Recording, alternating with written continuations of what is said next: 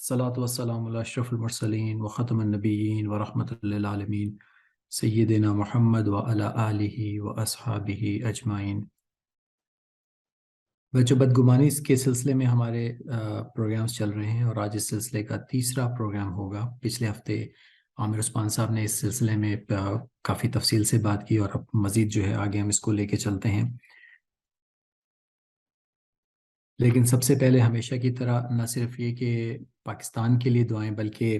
حالیہ زلزلے میں جو نقصانات ہوئے ہیں ترکی اور شام کے اندر، اور کوئی کم و بیش 28,000 کے قریب لوگ جو ہے اس وقت تک شہید ہو چکے ہیں، ان کے لیے خصوصی دعائیں، اور ان کے لیے بھی جو ہم کر سکتے ہیں دامے درمے سخنے،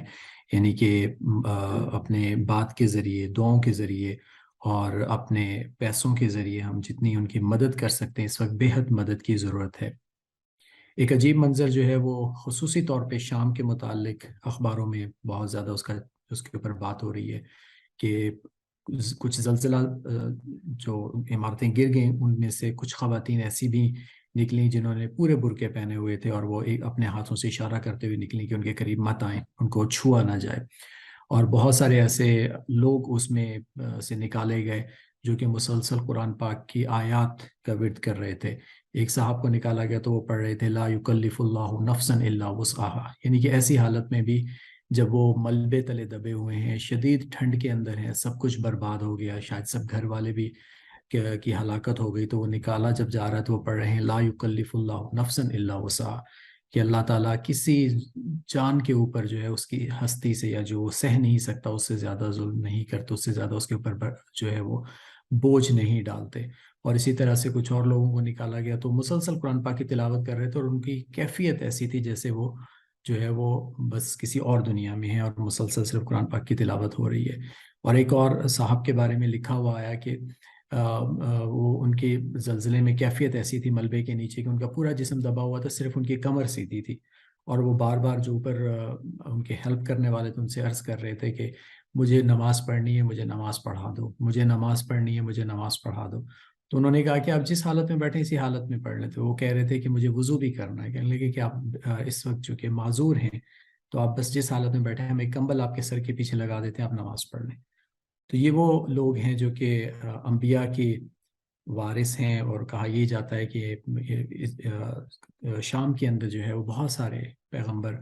تشریف لائے، اور یہ انہی کی نسلوں میں سے ہیں، اور ان کے اندر اسلام اس قدر رچا بسا ہوا ہے۔ تو بہت زیادہ مدد کی ضرورت ہے، ان کو دل کھول کے مدد کیجیے اور دل کھول کے دعائیں کیجیے۔ کچھ نہیں کر سکتے، ہر نماز میں بہت ہی جو ہے وہ ذہن اللہ کی طرف متوجہ کر کے دعا مانگے کہ اللہ ہمارے ان بھائیوں بہنوں کے اوپر جو ہے وہ عافیت کے معاملے کرے، اور ان کے جو ہے مصائب جلد از جلد دور فرمائے، اور ہمارے اپنے ملک کے اوپر بھی جو ہے مصیبتیں پریشانیاں چل رہی ہیں، اللہ عالم اسلام کی تمام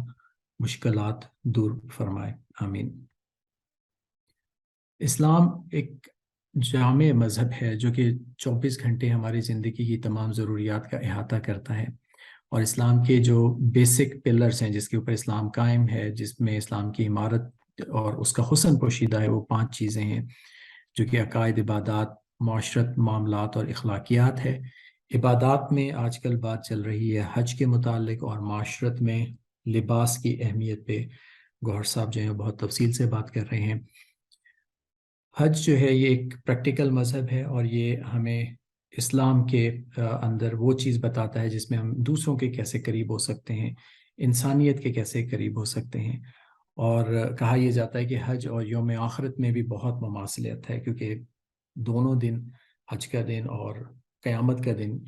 عرفہ میں لوگ اکٹھے، میدان عرفات میں لوگ اکٹھے ہوں گے، اور سب کے سب وہاں موجود ہوں گے۔ اسی طرح سے جو احرام کا لباس ہے اس کی مشابہت کفن کے ساتھ بھی ہے، اور تو یہ ہمیں یاد دلاتا ہے آخرت کی بھی، اور آخرت اور ہمارے آخری منزل کی بھی، قبر کی بھی یاد دلاتا ہے۔ تو حج ایک پریکٹیکل لائف سٹائل کی طرف ہمیں لے کے آتا ہے کہ ہمیں آخر ایک دن اس دنیا سے جانا ہے، اور جب اس دنیا سے جانا ہے تو ہمارے ارد گرد جو لوگ ہیں ہم ان کے ساتھ کس طرح سے مل جل کے اور احسن طریقے سے رہ سکتے ہیں۔ اللہ تعالیٰ جو ہے بچوں کے اندر عبادات کا شوق پیدا کرے۔ معاشرت میں لباس کی سنتیں چل رہی ہیں، اور اب بات ہو رہی ہے مشابہت کے اوپر، لیکن اس سے پہلے یہ کہ نماز کے وقت جو ہے وہ بہت خوبصورت لباس ہونا چاہیے، اچھا صاف ستھرا لباس ہونا چاہیے، عامر عثمان صاحب نے جیسے پچھلے پروگرام میں بتایا کہ خوشبو لگا لینی چاہیے، ٹوپی صاف ستھری ہونی چاہیے، اوڑھنی خواتین کی جو ہے وہ صاف ستھری ہونی چاہیے، جائے نماز خوشبودار ہونی چاہیے، اور وہ جگہ جہاں نماز پڑھ رہے ہیں وہ خوشبودار ہونی چاہیے۔ تو پھر جو ہے اس میں ایک طرح سے اکرام آئے گا کہ نماز کا بھی اکرام کر رہے ہیں، اور اللہ تعالیٰ کے حضور جب پیش ہو رہے ہیں تو ایک ایفرٹ کے ساتھ، ایک کوشش کے ساتھ، اور انشاءاللہ یہ کوششیں جو ہیں وہ عند اللہ ضرور قبول ہوں گی۔ بہترین لباس اسلام کا ہے، لیکن اس میں ہمیں کوشش یہ کرنی ہے، جیسے بھی گور صاحب بڑی تفصیل سے بتا رہے تھے، کہ تشبہ سے بچنا ہے، یعنی کہ ہم اپنے لباس میں کسی طرح سے بھی کفار سے مماثلت میں نہ آ جائیں۔ ایسا نہیں ہے کہ ہمیں ان کے کلچر سے نفرت کرنی ہے، ان کے کلچر کا احترام کرتے ہوئے ہمیں اپنے کلچر پہ رہنا ہے۔ تو یہ ایک چھوٹی سی بات ہمیں سمجھنی ہے تاکہ ہمارے دلوں کے اندر احساس کمتری نہ آ جائے۔ ایک ڈاکٹر صاحب تھے لاہور میں، ان سے ملاقات ہوئی، اور ان کی ساری زندگی یو اے میں گزری تھی، وہیں پہ وہ پلے بڑھے، وہیں پہ وہ بڑے ہوئے تھے۔ بہت خوبصورت ان کی شخصیت تھی، بہت ہی نفیس شخصیت تھی، اور بہت ہی وہ متقی اور صالح انسان تھے۔ تو وہ فرمانے لگے کہ ہمارے گھر میں اسلام نہیں ہوتا تھا، اور مجھے شوق ہوتا تھا کہ میں ہالی ووڈ کے ایکٹرز جیسا لباس پہنوں۔ تو اس دور میں سیونٹیز ایٹیز میں کوئی مشہور اداکار کا نام لے رہے تھے جو مجھے یاد نہیں، تو وہ فرما رہے تھے کہ میرے والد صاحب مجھے ان کا نام لے کے بلایا کرتے تھے کہ میرا بیٹا ایسا دکھتا ہے۔ پھر کہنے لگے کہ میں اسلام کی طرف متوجہ ہو گیا، میں نے داڑھی رکھ لی، اور میں نے جو ہے وہ اسلامی جو لباس ہے وہ پہننا شروع کر دیا۔ والد صاحب سے ملاقات نہیں ہوئی اس دوران، تو کافی عرصے بعد ملاقات ہوئی تھی، جب میں اس حلیے میں ان کے سامنے گیا تو انہوں نے منہ پھیر لیا۔ تو میں نے ان سے اس وقت کہنے لگا کہ مجھے بہت تکلیف ہوئی۔ تو پھر میں نے اپنے والد صاحب سے عرض کیا کہ جب تک کہ میں ایک اداکار کی ہم شکل تھا تو آپ مجھے پسند بھی فرماتے تھے اور فخر سے بتاتے تھے کہ میرا بیٹا اس جیسا ہے۔ آج جب میں رسول پاک صلی اللہ علیہ وسلم کے حلیے میں آیا ہوں تو آپ جو ہے میری طرف دیکھنا بھی پسند نہیں کر رہے۔ تو وہ فرماتے ہیں کہ اس بات کا ان کے والد کے اوپر پھر بہت اثر ہوا، اور پھر وہ بھی آہستہ آہستہ جو ہے اسلام کی طرف راغب ہوئے، اور پھر اسلام کی چیزوں کو انہوں نے اڈاپٹ کرنا شروع کر دیا۔ تو یہ احساس کمتری ہو جاتی ہے جب ہم دوسری قوموں کو دیکھتے ہیں اور سمجھتے ہیں کہ اس میں کوئی برتری یا فضیلت ہے۔ ہمارے اپنے کلچر، ہمارے اپنے لباس کے اندر فضیلت ہے، اس کے اندر جو ہے خوبصورتی ہے، حسن ہے، وقار ہے، یعنی کہ کسی بھی اینگل سے بات کر لی جائے کہ اس کے اندر جو ہے وہ تمام خوبصورت چیزیں ہیں۔ تو ہمیں بہترین لباس جو اسلام کا ہے اس کو دیکھنا ہے، اور اس کے مطابق اس عمل بھی کرنا ہے کہ وہ کون سا لباس ہے اور اس کو اختیار کیسے کیا جائے۔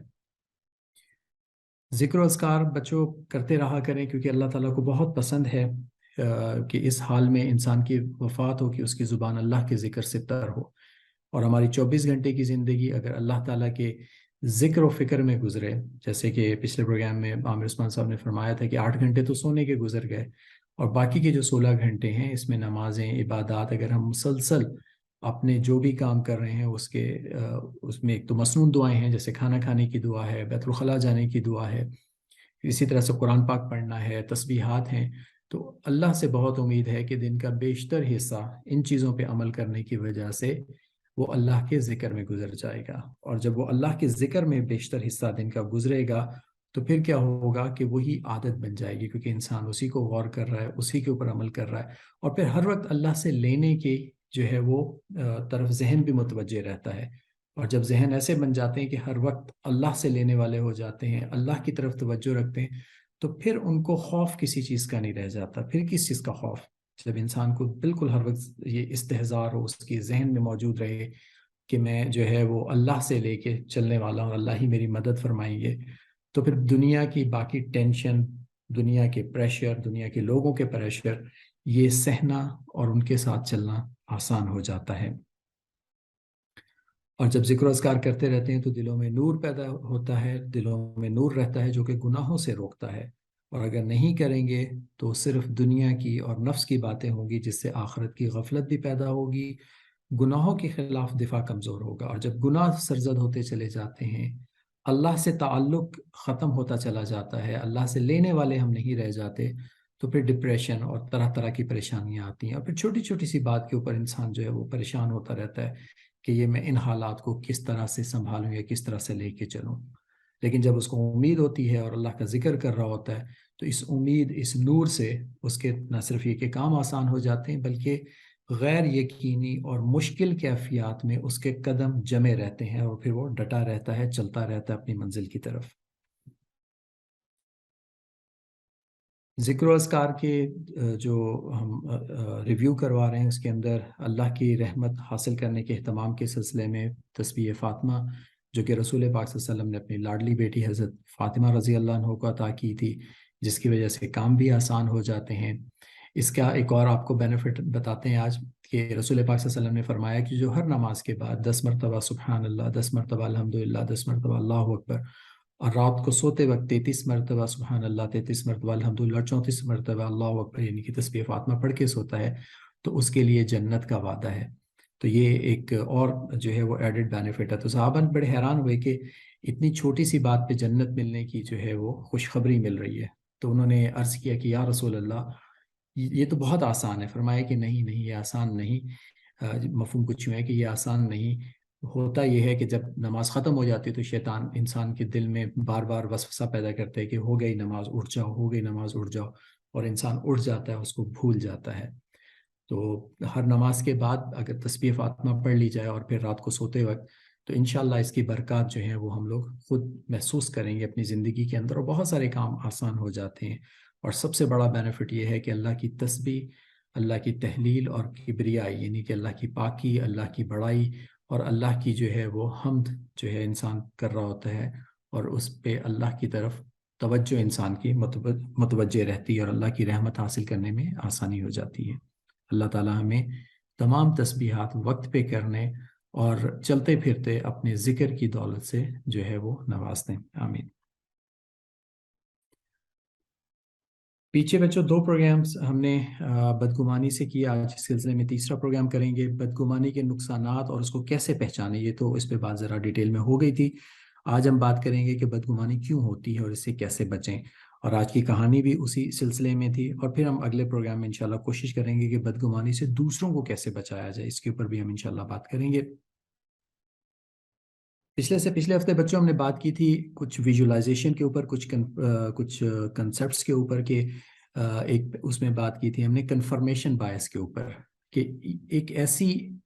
ہم انفارمیشن پہ عمل کرنا شروع کر دیتے ہیں جو کہ ہم کنفرم نہیں کر رہے ہوتے، بس ہمارے پاس جتنی انفارمیشن ہوتی ہے اسی کی بیس کے اوپر ہم کوئی فیصلہ کر سکتے ہیں۔ اب اس کی ایک اور پچھلے ہفتے ہم نے ایک ایگزامپل دی تھی اس کی، ہاتھی والی، کہ ہاتھی کو جو ہے وہ کچھ لوگ جو دیکھ نہیں سکتے، نابینا ہیں، وہ چھو کے محسوس کر رہے ہیں کہ ہاتھی کی شکل کیسی ہوتی ہے۔ اور ایک اور ایگزامپل آج دیتے ہیں کہ 2 لوگ ہیں، وہ ایک ہی کسی مسئلے کے اوپر آرگیو کر رہے ہیں، آپس میں بحث کر رہے ہیں۔ اب ان دونوں کے پاس انفارمیشن مکمل نہیں ہے، لیکن چونکہ وہ بحث کے موڈ میں آ گئے، اب وہ پیچھے ہٹنے کو تیار نہیں ہے۔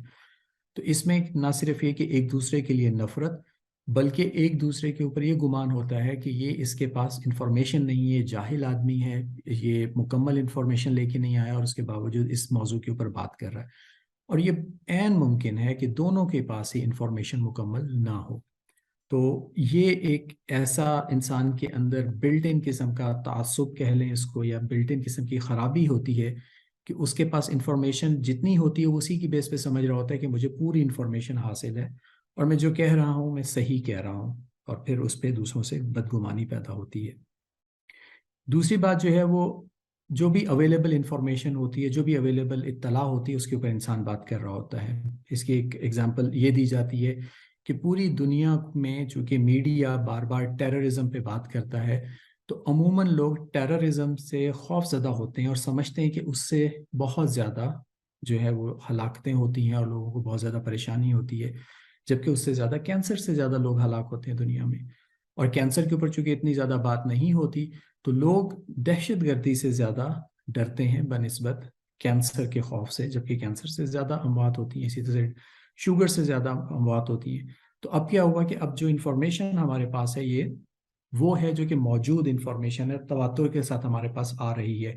تو ہمارا ایک بیہیویئر بن جاتا ہے، انسان کا ایک رویہ بن جاتا ہے کہ ہم اس انفارمیشن سے باہر نہیں دیکھتے، بس اسی انفارمیشن کے اندر سوچ رہے ہوتے ہیں اور اسی کے بارے میں فیصلہ کر رہے ہوتے ہیں۔ تیسری چیز جو غلط فہمی پیدا کرتی ہے اور بدگمانی پیدا کرتی ہے وہ کمٹمنٹ ایرر ہوتا ہے۔ جس میں انسان کسی چیز سے منسلک ہو جاتا ہے بنا کسی مقصد کے، جو کہ ہم اپنی روزمرہ کی زندگی میں دیکھتے ہیں کہ لوگ سیاسی جماعتوں سے وابستہ ہوتے ہیں، ان کی کمٹمنٹ ہو جاتی ہے، اور پھر وہ اپنی سیاسی جماعتوں کی نہ صرف اچھائی بلکہ برائی میں بھی انہی کے ساتھ رہتے ہیں اور اس کو ڈیفینڈ کرنے کی کوشش کر رہے ہوتے ہیں۔ کم از کم اتنا جذبہ ضرور ہونا چاہیے کہ اچھی چیز کو اچھا اور برے کو انسان برا کہہ سکے، اور جب یہ کمٹمنٹ ایرر آتی ہے تو اس کی وجہ سے بدگمانی پیدا ہوتی ہے، لوگ جو ہے وہ دوسروں کے خلاف ان کی جو سوچ ہوتی ہے وہ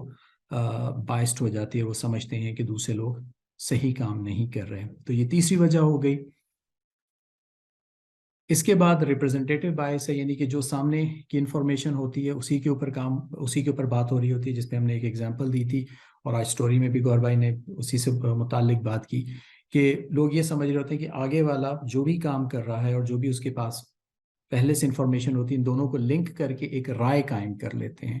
اور وہ رائے عموماً غلط بھی ہو سکتی ہے کیونکہ پوری انفارمیشن ان کے پاس نہیں ہوتی۔ تو اس میں کیا ہوتا ہے کہ رانگلی کمپیئر کر رہے ہوتے ہیں دو سچویشنز کو غلطی سے کمپیئر کر رہے ہوتے ہیں، جبکہ وہ کمپیریبل بھی نہیں ہوتی، اور پھر دوسروں کو ہم ایویلیویٹ کر رہے ہوتے ہیں، واقعات کو اور لوگوں کے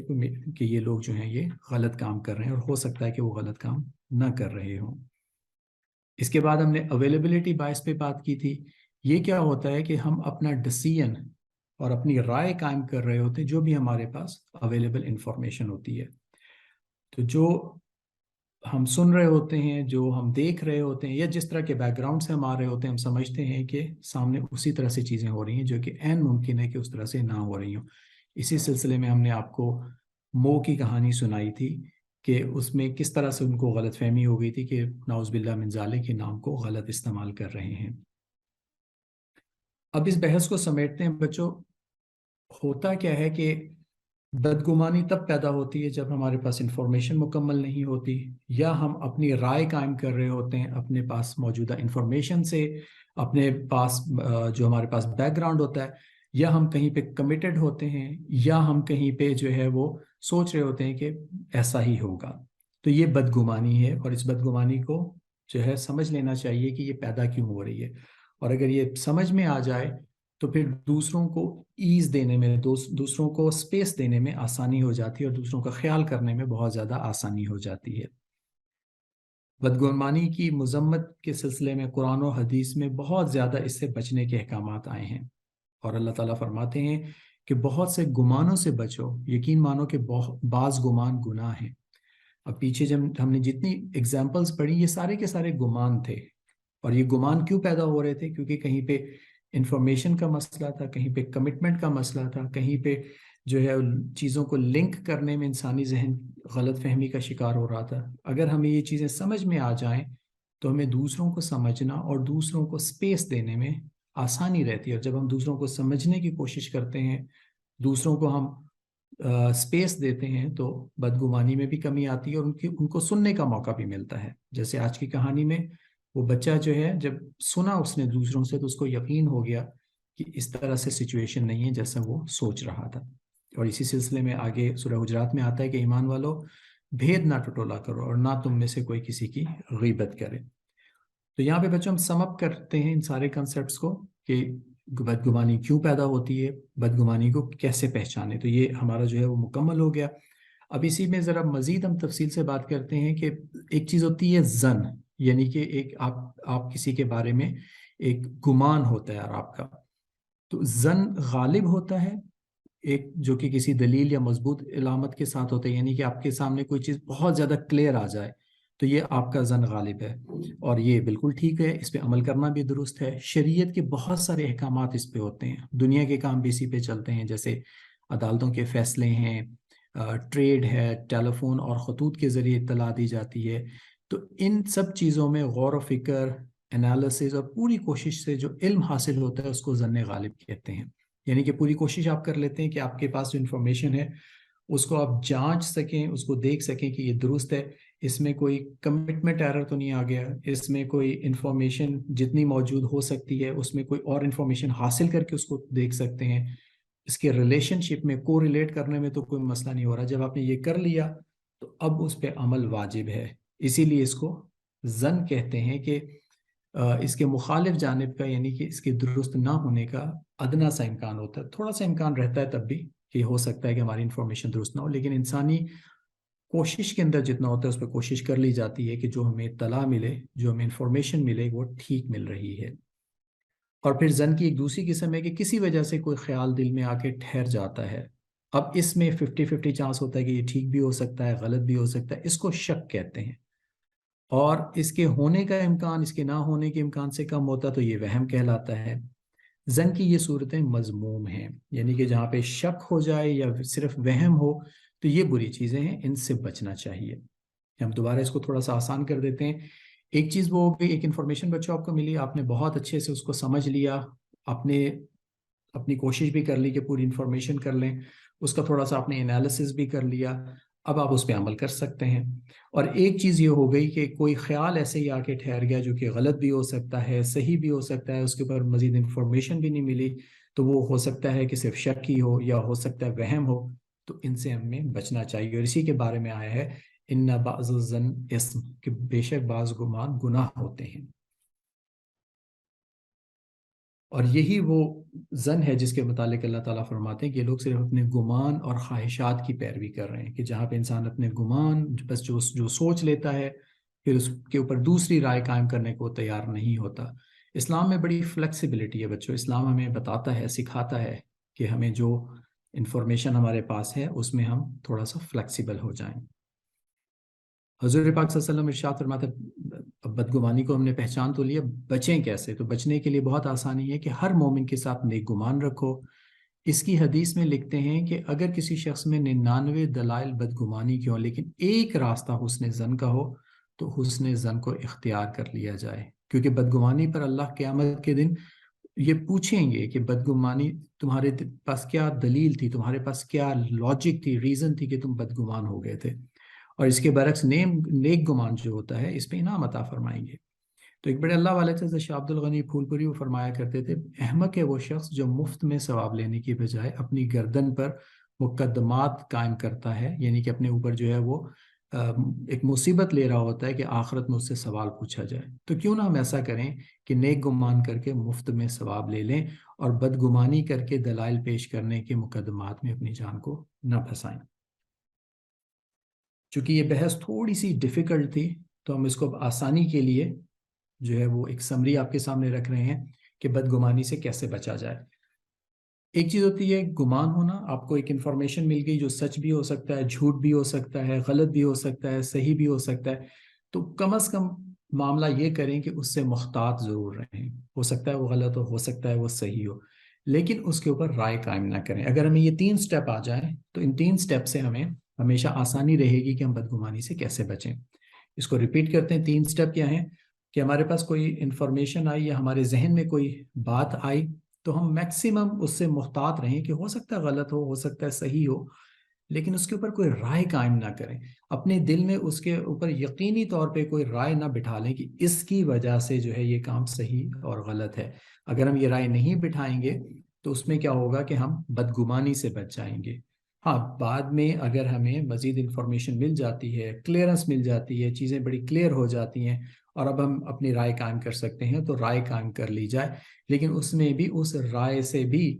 کسی وقت ہمیں پتہ چلے کہ ہماری وہ رائے بھی صحیح نہیں تھی تو اس سے بھی ہٹنا آسان ہو ہمارے لیے، ہمیں پتہ ہو کہ اب ہمارے پاس نئی انفارمیشن آ گئی تو ہم اپنی رائے کو بھی بدل سکتے ہیں۔ تو بچوں یہ 3 سٹیپ ہمیں انشاءاللہ ہمیشہ مدد کرتے رہیں گے کہ جب بھی کوئی بات پتہ چلے، جب بھی کسی کے متعلق کوئی سوچ آئے، محتاط ضرور رہیں، رائے مت قائم کیجیے۔ رائے تب تک قائم نہ کریں جب تک انفارمیشن آپ کو یقین نہ ہو جائے کہ آلموسٹ مکمل مل چکی ہے۔ بدگمانی کے نقصانات کے اوپر ہم بات کرتے ہیں پچھلے ہفتوں میں، اور اس سلسلے میں آج ہمارے ساتھ کچھ بچوں نے ہوم ورک بھی شیئر کیا، تو وہ ان کی جو ہے ہوم ورک شیئر کر لیتے ہیں آپ کے ساتھ، جو کہ اسی چیز کا اعادہ بھی ہے۔ تو عائشہ محمود لکھ کے ہمیں بھیجتی ہیں کہ بدگمانی کیا ہے اور اس کے کیا نقصانات ہیں۔ تو کسی کے بارے میں برا سوچنا بدگمانی ہے، بدگمانی سے نا اتفاقی ہوتی ہے، گناہ ہوتا ہے، اللہ ناراض ہوتے ہیں، بدگمانی سے دوستی ٹوٹ جاتی ہے، اور بدگمان انسان ہمیشہ اپنا ہی نقصان کرتا ہے۔ یہ جو انہوں نے پچھلے ہفتے بھیجا تھا، بعد میں انہوں نے بدگمانی کے علاج کے سلسلے میں بھیجا کہ دوسروں کے بارے میں اچھا سوچنا، ان کے کاموں اور باتوں کی اچھی تعویل کرنا، یعنی کہ وہ جو بھی کام کر رہے ہیں اس کے متعلق اچھی بات سوچنا اس سے ہمیں بدگمانی کا علاج کر سکتے ہیں۔ ایک اور ہمیں بڑا اچھا ہوم ورک ملا جس میں بدگمانی کے بارے میں بیک گراؤنڈ اور جو حدیث میں اور قرآن پاک کی آیات ہیں اس کے ذریعے سے جو ہے بتایا انہوں نے کہ بدگمانی جو ہے وہ گناہ ہے، اور لیکن اس میں امپورٹنٹ بات وہ لکھتی ہیں کہ بدگمانی جو ہوتی ہے اس میں آپس میں اتفاق اور نا اتفاقی اور دل و دماغ کی پریشانی بھی پیدا ہوتی ہے۔ اس سے دل و دماغ میں غصے کا فطور پیدا ہوتا ہے، اور غصہ آنے پر اسے برداشت کرنے، اس کے تقاضے پر اسے برداشت پر عمل نہ کرے اور حسن زن پیدا کرنے کی کوشش کرے۔ یہ بہت خوبصورت بات ہے۔ اصل میں آج کے دور میں، آج کی دنیا میں جتنی ٹینشنز، ڈپریشن اور مینٹل ایشوز پیدا ہو رہے ہیں وہ اسی وجہ سے ہیں کہ آپس کی نا اتفاقی ہے اور دل و دماغ پہ پریشانی ہے۔ جب ہم بدگمانی سے بچیں گے تو ذہن بھی ہلکا پھلکا رہے گا اور پھر اس پہ عمل کرنا بہت سہل ہو جاتا ہے، بہت آسان ہو جاتا ہے۔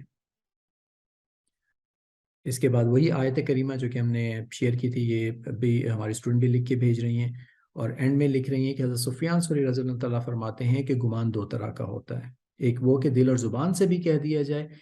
کہ مسلمان پر برائی کے ساتھ ہے تو یہ گناہ ہے، اور دوسرا یہ کہ دل میں اور زبان سے نہ کہا جائے، یہ اگرچہ گناہ نہیں مگر اس سے دل کو خالی کرنا ضروری ہے۔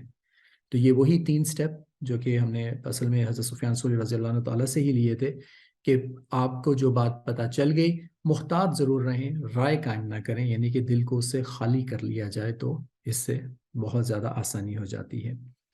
اور اس کے بعد جو ہے وہ آگے لکھتی ہیں کہ اگر اس کے نقصانات کیا ہیں بدگمانی کے، کہ اس کی غیر موجودگی میں دوسرے کے سامنے برے گمان کا اگر اظہار کر دیا تو اس سے غیبت ہو جائے گی۔ کسی کی غیر موجودگی میں اگر برے گمان کا اظہار کر دیا تو یہ غیبت ہو جائے گی، اور مسلمان کے لیے غیبت کرنا حرام ہے۔ اور جس کے بارے میں بدگمانی ہو اگر اس کے سامنے اظہار کر دیا تو اس کی دل آزاری ہوگی، تو یہ دوسروں کی دل آزاری کرنا بھی حرام ہے۔ تو دونوں صورت میں یہ حرام ہو جاتی ہے، تو کیوں نہ ہم اپنے دلوں کو ہی بدگمانی سے دور کر دیں۔ اور بدگمانی کے علاج میں امام محمد غزالی رحمۃ اللہ علیہ کا ایک ملفوظ انہوں نے ہمارے سے شیئر کیا کہ شیطان آدمی کے دل میں بدگمانی ڈالتا ہے تو مسلمانوں کو چاہیے کہ وہ شیطان کی تصدیق نہ کرے، اس کو خوش نہ کرے، حتیٰ کہ کسی کے منہ سے شراب کی بو بھی آئے تو پھر بھی اس پر حد لگانا جائز نہیں، کیونکہ ہو سکتا ہے اس نے شراب کا ایک گھونٹ پی کر کلی کر دی ہو، یا کسی نے اس کو مجبوراً شراب پلا دی ہو، اور اس کا احتمال ہو تو دل سے بدگمانی کی تصدیق کر کے شیطان کو خوش نہ کرے۔ اگرچہ مذکورہ صورت میں بدگمانی کا گناہ نہیں ہوگا، لیکن بچنے میں پھر بھی بھلائی ہوگی۔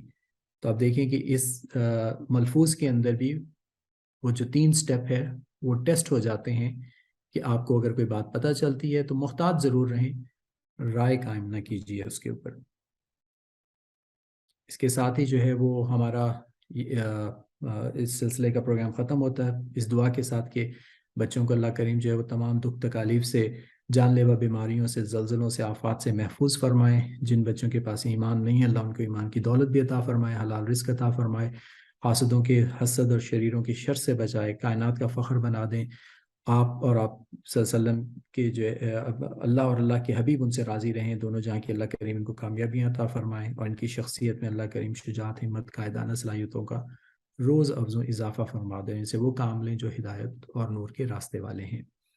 اب وقت ہوتا ہے قصص الانبیاء کا۔ گوہر بھائی ابھی ہمیں رسول پاک صلی اللہ علیہ وسلم کی حیات طیبہ کے واقعات سنائیں گے۔ حضرت زید بن حارثہ رضی اللہ عنہ کے ایمان تک کے واقعات آج ہوں گے اور اس پہ پھر ہم بات کریں گے۔ ہمارے ساتھ رہیے گا۔ السلام علیکم ورحمۃ اللہ وبرکاتہ۔ ایک بار پھر السلام علیکم ورحمۃ اللہ وبرکاتہ۔ پیارے بچوں، نبی کریم صلی اللہ علیہ وآلہ وسلم کی حیات طیبہ کے متعلق جو واقعات چل رہے تھے اس میں ہم نے آپ کو حضرت علی رضی اللہ تعالیٰ عنہ کے ایمان لانے کا واقعہ بتایا تھا۔ تو جب حضرت علی رضی اللہ تعالیٰ عنہ ایمان لے آئے تو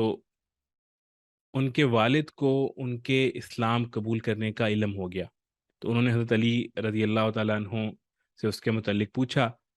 تو حضرت علی رضی اللہ تعالیٰ عنہ نے فرمایا کہ میں اللہ اور اس کے رسول پر ایمان لا چکا ہوں، اور جو کچھ اللہ اور اس کے رسول لے کر آئے ہیں اس کی میں تصدیق کر چکا ہوں، لہٰذا ان کے دین میں داخل ہو گیا ہوں اور ان کی پیروی اختیار کر چکا ہوں۔ یہ سن کر ابو طالب جو کہ حضرت علی رضی اللہ تعالیٰ عنہ کے والد تھے، انہوں نے کہا کہ جہاں تک ان کی بات ہے، یعنی محمد صلی اللہ علیہ وآلہ وسلم کی، تو وہ تو تمہیں بھلائی کے سوا کسی دوسرے راستے پر نہیں لگائیں گے، تو اور لہٰذا تم ان کا ساتھ نہ چھوڑنا۔ اور ابو طالب جو ہیں وہ اکثر یہ بھی کہا کرتے تھے کہ میں جانتا ہوں کہ میرا بھتیجا جو کچھ کہتا ہے وہ حق ہے، اور اگر مجھے یہ ڈر نہ ہوتا کہ قریش کی عورتیں مجھے شرم دلائیں گی تو میں ضرور ان کی پیروی قبول کر لیتا، یعنی اسلام لے آتا۔ عفیف کندی رضی اللہ تعالیٰ عنہ ایک تاجر تھے۔ وہ فرماتے ہیں کہ اسلام قبول کرنے سے بہت پہلے میں ایک مرتبہ حج کے لیے آیا، تجارت کا کچھ مال خریدنے کے لیے، تو میں عباس بن عبد المطلب کے پاس گیا۔ وہ میرے دوست تھے اور یمن سے اکثر عطر خرید کر لاتے تھے، تو پھر حج کے موسم میں مکہ میں فروخت کیا کرتے تھے۔ تو میں ان کے ساتھ مینا میں بیٹھا تھا کہ ایک نوجوان آیا۔ اس نے غروب ہوتے سورج کی طرف غور سے دیکھا۔ جب اس نے دیکھ لیا کہ سورج غروب ہو چکا ہے تو اس نے بہت اہتمام کے ساتھ وضو کیا، پھر نماز پڑھنے لگا، یعنی کعبے کی طرف منہ کر کے اس نے نماز پڑھی۔ اور پھر ایک اور لڑکا آیا، ابھی جو کہ بالغ نہیں ہوا تھا، بالغ ہونے کے قریب تھا، اس نے بھی وضو کیا اور اس نے نوجوان کے ساتھ کھڑے ہو کر نماز پڑھنے لگ گیا وہ بھی۔ پھر ایک عورت ایک خیمے سے نکلی اور ان دونوں کے پیچھے نماز کی نیت باندھ کر کھڑی ہو گئی، اور اس کے بعد ان نوجوان نے رکوع کیا تو اس لڑکے اور عورت نے بھی رکوع کیا۔ پھر نوجوان جب سجدے میں گیا تو وہ دونوں بھی سجدے میں چلے گئے۔ تو یہ منظر دیکھ کر میں نے عباس بن عبد المطلب سے پوچھا کہ یہ کیا ہو رہا ہے؟ تو انہوں نے بتایا کہ یہ میرے بھائی عبداللہ کے بیٹے کا دین ہے، اور محمد کا دعویٰ ہے کہ اللہ تعالیٰ نے اسے پیغمبر بنا کر بھیجا ہے، اور یہ لڑکا میرا بھتیجا علی ابن ابی طالب ہے، اور یہ عورت محمد صلی اللہ علیہ وآلہ وسلم کی بیوی ختیجہ رضی اللہ تعالیٰ عنہ ہے۔ تو وہ جو تاجر تھا وہ بعد میں مسلمان ہو گئے، عفیف کندی رضی اللہ تعالیٰ عنہ، اور وہ فرمایا کرتے تھے کہ کاش اس وقت ان میں چوتھا آدمی میں ہوتا۔ اس واقعے کے وقت غالباً حضرت زید بن حارثہ اور حضرت ابوبکر صدیق رضی اللہ تعالیٰ عنہ وہاں موجود نہیں تھے، لیکن اس وقت تک یہ دونوں بھی مسلمان ہو چکے تھے۔ اور حضرت زید بن حارثہ رضی اللہ تعالیٰ عنہ غلاموں میں سب سے پہلے ایمان لائے تھے، اور یہ حضور اکرم صلی اللہ علیہ وآلہ وسلم کے آزاد کردہ غلام تھے۔ پہلے یہ حضرت خدیجہ رضی اللہ تعالیٰ عنہ کے غلام تھے، اور شادی کے بعد انہوں نے زید بن حارثہ رضی اللہ تعالیٰ عنہ کو آپ صلی اللہ علیہ وآلہ وسلم کی غلامی میں دے دیا تھا۔ اب یہ غلام اس طرح بنے تھے کہ جاہلیت کے زمانے میں ان کی والدہ انہیں لے کر اپنے ماں باپ کے پاس جا رہی تھی کہ قافلہ جو ہے اس کو لوٹ لیا گیا۔ ڈاکو جو ہے وہ ان کے بیٹے زید بن حارثہ رضی اللہ تعالیٰ عنہ کو بھی لے گئے۔ پھر انہیں عکاس کے میلے میں، جو کہ اس وقت ایک بہت بڑا میلہ ہوا کرتا تھا، عکاس کا میلہ، عکاس کے میلے میں بیچنے کے لیے لایا گیا۔ اور ادھر حضرت خدیجہ رضی اللہ تعالیٰ عنہ نے حکیم بن حزام رضی اللہ تعالیٰ عنہ کو بھی میلے میں بھیجا تھا۔ یہ حضرت خدیجہ رضی اللہ تعالیٰ عنہ کے رشتہ دار تھے، انہوں نے ان کو بھیجا تھا کہ ان کو غلام کی ضرورت تھی، حضرت خدیجہ نے ان کو غلام لینے کے لیے بھیجا تھا۔ تو انہوں نے میلے میں آئے تو وہاں زید بن حارثہ رضی اللہ تعالیٰ عنہ کو دیکھا کہ یہ تو بک رہے ہیں غلام کے طور پہ۔ تو اس وقت ان کی عمر، حضرت زید رضی اللہ تعالیٰ عنہ کی عمر تقریباً 8 سال کی تھی۔ تو انہوں نے اس کے اچھے دام لگائے اور انہوں نے سیدہ خدیجہ رضی اللہ تعالیٰ عنہ کے لیے حضرت زید رضی اللہ تعالیٰ عنہ کو خرید لیا۔ پھر حضرت خدیجہ رضی اللہ تعالیٰ عنہما کو بھی یہ پسند آئے اور انہوں نے اپنی غلامی میں لے لیا۔ پھر نبی کریم صلی اللہ علیہ وآلہ وسلم کو بعد میں ہدیہ کر دیا۔ اس طرح حضرت زید بن حارثہ رضی اللہ تعالیٰ عنہ آپ صلی اللہ علیہ وآلہ وسلم کے غلام بنے۔ پھر جب آپ صلی اللہ علیہ وآلہ وسلم نے اسلام کی دعوت دی تو فوراً حضرت زید رضی اللہ تعالیٰ عنہ آپ پر ایمان لے آئے، اور بعد میں حضور صلی اللہ علیہ وآلہ وسلم نے انہیں آزاد کر دیا تھا، مگر یہ عمر بھر حضور صلی اللہ علیہ وآلہ وسلم کے ساتھ ہی رہے اور ان کی خدمت کرتے رہے۔ اور ان کے والد جو ہے وہ بہت عرصے سے ان کو ڈھونڈ رہے تھے، تو ایک مرتبہ تلاش کرتے کرتے ان کو کسی نے بتایا کہ مکہ میں کسی نے ان زید کو دیکھا ہے، تو وہ تلاش کرتے ہوئے وہاں پہنچ گئے، اور ان کے والد اور چچا انہیں لینے کے لیے جب مکہ معظمہ پہنچے تو آپ صلی اللہ علیہ وآلہ وسلم کی خدمت میں حاضر ہوئے، اور آپ کو بتایا کہ زید ان کے بیٹے ہیں، اور ساری بات ان کو بتائی کہ کس طرح ان سے بچھڑے تھے اور یہ غلام نہیں تھے۔ تو آپ صلی اللہ علیہ وآلہ وسلم نے ان کی جب بات سنی تو انہوں نے فرمایا کہ تم زید سے پوچھ لو، اگر وہ تمہارے ساتھ جانا چاہیں تو مجھے کوئی اعتراض نہیں ہے، اور یہاں میرے پاس رہنا چاہیں تو ان کی مرضی ہے۔ تو زید رضی اللہ تعالیٰ عنہ سے پوچھا گیا تو انہوں نے نبی کریم صلی اللہ علیہ وآلہ وسلم کے ساتھ جو ہے وہیں پر رہنا پسند فرمایا۔ تو اس پر ان کے جو والد تھے حضرت زید رضی اللہ تعالیٰ عنہ کے، انہوں نے کہا کہ تیرا برا ہو زید، یہ تم آزادی کے مقابلے میں غلامی کو پسند کر رہے ہو؟ تو جواب میں حضرت زید رضی اللہ تعالیٰ عنہ نے کہا کہ ہاں، ان کے مقابلے میں کسی اور کو ہرگز نہیں چن سکتا، یعنی آپ صلی اللہ علیہ وآلہ وسلم کے مقابلے میں کسی اور کو ہرگز نہیں چن سکتا۔ آپ نے جب زید رضی اللہ تعالیٰ عنہ کی یہ بات سنی تو آپ صلی اللہ علیہ وآلہ وسلم حضرت زید رضی اللہ تعالیٰ عنہ کو فوراً حجر اسود کے پاس لے گئے اور وہاں جا کر اعلان فرمایا کہ آج سے زید جو ہے یہ میرا بیٹا ہے۔ ان کے والد اور چچا پھر مایوس ہو گئے، کیونکہ زید رضی اللہ تعالیٰ عنہ تو ان کے ساتھ نہیں جا رہے تھے، لیکن نبی کریم صلی اللہ علیہ وآلہ وسلم نے ان کے والد اور چچا کو اجازت دی کہ وہ جب بھی چاہیں، جب ان کا دل چاہے وہ یہاں آ کر زید سے مل سکتے ہیں۔ اس لیے پھر ان کے چچا اور والد جو ہے وہ اکثر ملنے آیا کرتے تھے حضرت زید رضی اللہ تعالیٰ عنہ سے۔ اور حضرت زید رضی اللہ تعالیٰ عنہ غلاموں میں سب سے پہلے ایمان لائے، اور یہ وہ صحابی ہیں جن کا ذکر اور جن کا نام اللہ تعالیٰ، جن کا ذکر اللہ تعالیٰ نے قرآن پاک میں نام لے کر کیا ہے۔ یہاں تک تھا حضرت زید رضی اللہ تعالیٰ عنہ کے ایمان لانے کا واقعہ۔ اب میں ریکویسٹ کرتا ہوں عامر جواد صاحب سے کہ ہمیں بتائیں کہ اس سے ہمیں کیا اسبات ملتے ہیں۔ السلام علیکم ورحمۃ اللہ وبرکاتہ۔ وعلیکم السلام ورحمۃ اللہ وبرکاتہ۔ ابھی ہم سن رہے تھے حضرت زید بن حارثہ رضی اللہ عنہ کے ایمان لانے کے خوبصورت واقعات، ان کے آپ صلی اللہ علیہ وسلم کی غلامی میں آنے کے، اور آپ کے ساتھ جو ہے ان کے جو زندگی کے دن گزرے۔ حضرت زید بن حارثہ رضی اللہ عنہ کے بیٹا بنانے کے بعد بھی رسول پاک صلی اللہ علیہ وسلم کو بہت محبت تھی حضرت زید رضی اللہ عنہ سے، اور بڑا اکرام فرماتے تھے، حتیٰ کہ حضرت زید کے جو بیٹے تھے حضرت اسامہ، ان کے ساتھ بھی بہت اکرام اور محبت کا معاملہ تھا، اور ان کو اپنے ساتھ ایسے ہی رسول پاک صلی اللہ علیہ وسلم کھلایا کرتے تھے جیسے اپنے دوسرے بچوں کو۔ تو جو اسباق ہمیں بچوں سے ملتے ہیں وہ یہ ہے کہ دیکھیں، حضرت زید جو کہ جن کے پاس نہ سرداری تھی اور نہ کچھ اور تھا، صرف آپ کی محبت کی وجہ سے آپ پہ ایمان لائے، اور وہاں کے لوگ جو موجود تھے وہ بھی اس محبت کو جانتے تھے۔ حضور پاک صلی اللہ علیہ وسلم کی فضائل ان کو بھی معلوم تھے، ان کو بھی معلوم تھا کہ آپ صلی اللہ علیہ وسلم کوئی عام شخصیت نہیں ہے، اور آپ جو بات فرما رہے ہیں یہ بات غلط نہیں ہے، لیکن اپنی سرداری اور عزت کے زوم کی وجہ سے وہ ایمان نہیں لا سکے اور محروم رہ گئے۔ تو بعض اوقات یہ جو انسان کی لیڈرشپ ہوتی ہے یا انسان کا سٹیٹس ہوتا ہے، اس کے وہ جو اپنی عزت سمجھ رہا ہوتا ہے، یہ اس کے بھلائی کے راستے میں کیسی رکاوٹ بن جاتی ہے۔ تو جو دنیا کی محبت ہے یہ انسان کو بہت دور لے جاتی ہے، اور ہدایت پہ آنے کے سلسلے میں سب سے بڑی رکاوٹ جو ہے وہ دنیاوی محبت ہوتی ہے۔ اور آج بھی بہت سارے مسلمان اسی دنیا کی محبت کی وجہ سے اللہ پاک کی نافرمانی کرتے ہیں، گناہ کرتے ہیں، جیسے رشوت دینا ہو گیا، دھوکہ دہی ہے، یا باقی چیزیں ہیں، میوزک ہے، نامحرم کا اختلاط ہے، جو گیدرنگز ہوتی ہیں۔ تو اللہ تعالیٰ جو ہے ہمیں ایسی دنیا کی محبت سے اپنی پناہ نصیب فرمائے، ہمیں بچائے رکھیں دنیا کی محبت سے، ایسی محبت سے جو کہ ہمیں اللہ سے دور لے کے جائے۔ اور ہے ان سے جو بھی شخص ملتا تھا بچوں، ان کا معترف ہوئے بنا، ان سے محبت کیے بغیر نہیں رہ سکتا تھا۔ اور آج بھی، آج کی تاریخ میں بھی ہم مسلمان تو کہ دلوں میں اللہ نے تو جو ہے وہ ایک بلٹ ان قسم کی محبت ڈالی ہے، اور ہم بچپن سے رسول پاک صلی اللہ علیہ وسلم کی محبت کے واقعات سنتے بھی ہیں،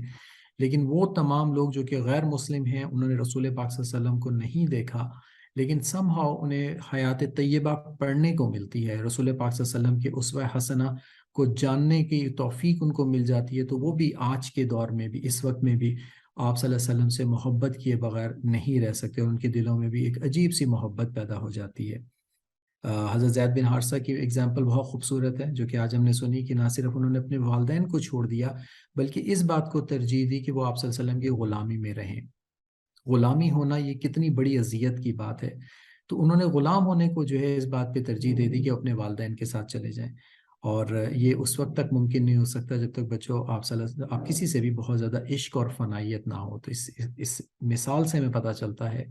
کہ حضرت زید بن حارثہ رضی اللہ عنہ تعالیٰ کے دل میں کس قدر محبت گھر کر چکی تھی، اور یہ آپ رضی اللہ عنہ تعالیٰ ہی نہیں، حضور پاک صلی اللہ علیہ وسلم کے اس دور میں جتنے بھی لوگ تھے وہ آپ صلی اللہ علیہ وسلم سے محبت اور احترام اور اکرام کا معاملہ کرتے تھے، حتیٰ کہ آپ کے دشمن بھی جو ہیں وہ معترف تھے۔ یہ الگ بات ہے کہ دنیا کی محبت ان کو پیچھے رکھتی تھی اور اس میں وہ کبھی بھی عمل نہیں کر سکے، لیکن اور اللہ کے حکم سے انکار کیا۔ تو جب ایسا ہوتا ہے بچوں تو دلوں پہ ظلمت کے پردے ہو جاتے ہیں، اور ان کے دل میں آپ صلی اللہ علیہ وسلم